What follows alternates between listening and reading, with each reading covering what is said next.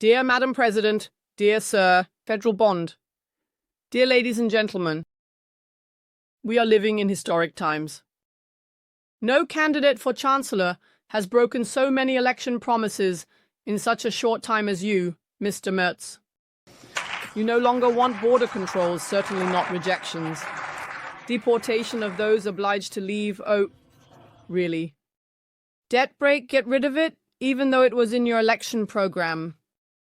You will go down in history as the gravedigger of the debt break, which you defended so vehemently and deceitfully during the election campaign. You recklessly sacrificed the prosperity of the citizens to become Chancellor at all costs. You have agreed with the big election loser SPD to pre-approve the largest debt package since the existence of the Federal Republic of Germany. Around 1 trillion euros, 1,000 billion, for what exactly, is as unclear as your entire profile. You want to push this through with a ruthless attack on our Constitution and on the democratic legitimacy, which you disdain with these questionable special sessions in a rush procedure.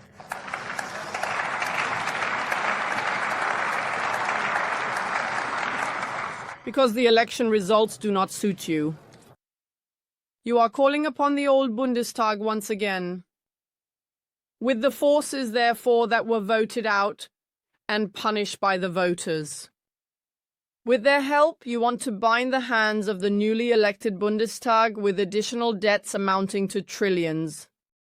This approach demonstrates your contempt for the will of the voters. This approach demonstrates your contempt for the democratic legitimization process. And this approach demonstrates your character, Mr. Merz. 500 billion euros in special debts, which you reclassify as special assets, for vaguely defined infrastructure measures. In addition, the suspension of the debt break for additional, similarly unspecified defense expenditures of a similar amount, but with no upper limit, and debts for climate protection to buy the approval of the Greens. This is a gigantic mortgage with which you are sinning against future generations, who will have to bear the burden of these expenses. With your blank check, the debt burden per taxpayer increases. This value is more significant than the usually stated per capita debt. From already 58,500 euros today to over 70,700 euros debt burden per taxpayer. That is an increase of 33%, measured against the GDP, that is. In terms of the gross domestic product, Germany's debt burden will rise from the current 64% to over 85% with their coup. And this is nothing other than a financial policy coup that they are conducting here.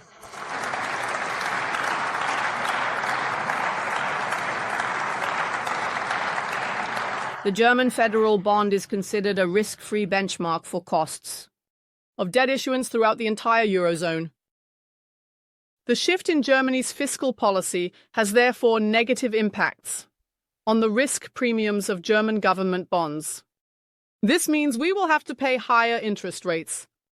Even the announcement of their plans caused the yields on 10-year German government bonds to rise by 16 basis points in one day. And in 1 week up to today by over 50 basis points. And this despite the fact that the ECB had previously lowered interest rates by 25 basis points again. And by doing so, they not only restrict the room for maneuver of future governments and drive German public finances into disarray. They risk through their actions Germany's creditworthiness on the international financial market, and thereby they simultaneously endanger the house of cards of the euro soft currency, whose existence primarily relies on the still existing top credit rating of AFO. Germany will lose this 8AA rating due to your irresponsibility, Mr. Merz. Interest rates will skyrocket, and the euro will depreciate with massive consequences for the people. Numbers. Because it will be the people in this country who will pay through higher interest rates on mortgages, higher rents, and rising prices on imported goods for production and consumption. Your justifications are as contrived as they are deceitful, as we have heard from you today. You invoke a supposedly suddenly changed global situation and stir up war panic to intimidate and subdue the citizens. It is the same cheap manipulation that previous governments relied on, with corona hysteria and climate madness, to justify the massive expansion of state spending and restrictions on freedom. And they are doing this grotesquely at the very moment when the USA and Russia are preparing to address the mass deaths in Ukraine, while the Black-Red-Green coalition is unwaveringly providing financial aid there and wants to sink armaments there. Yes, it is true, Germany must do more for its defense capability to create an army that not only consumes money, but is also fully operational for national defense. But this does not require a debt-spreading approach that will fizzle out just like the first so-called special fund. What is needed first is a strategy, and then targeted expenditures.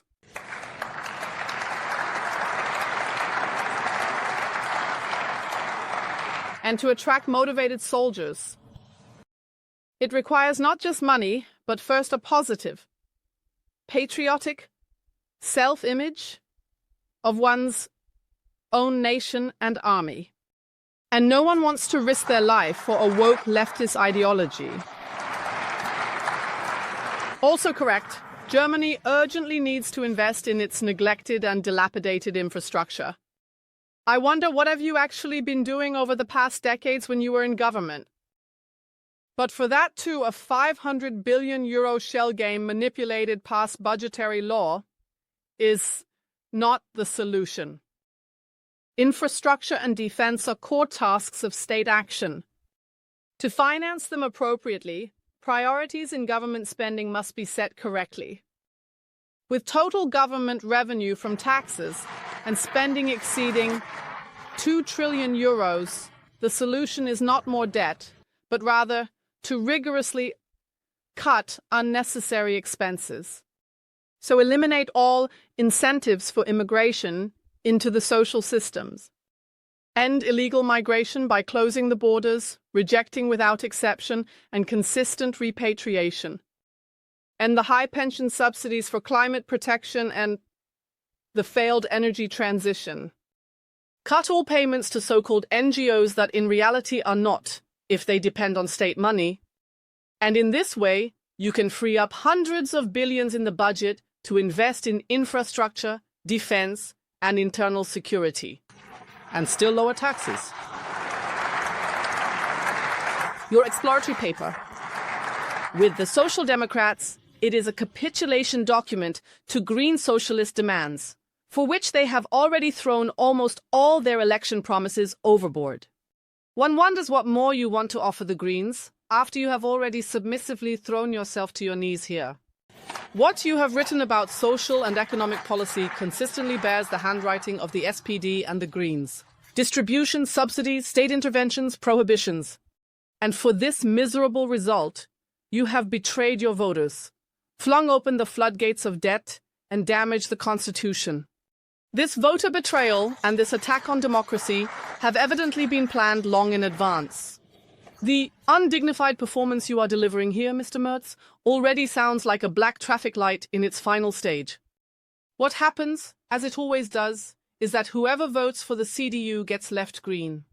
Politics presented. Because you cling to the firewall, you deliver yourself to green left-red majorities.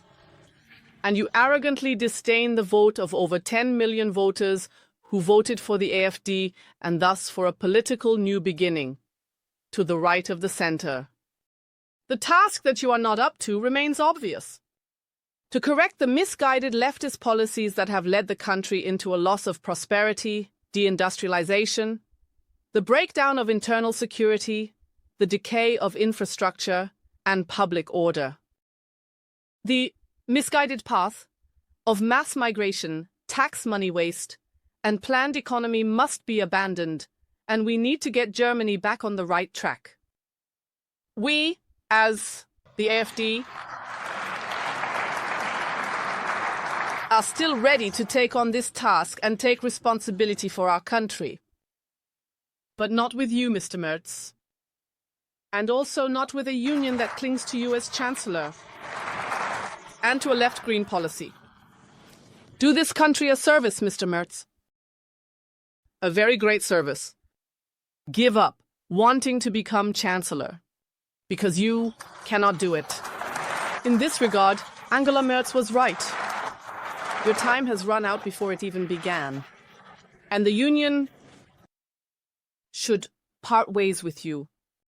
For the good of our country and for the good of your own party, because you cannot do it. Why, Mr. Merz? Because you have no principles and no values. Thank you.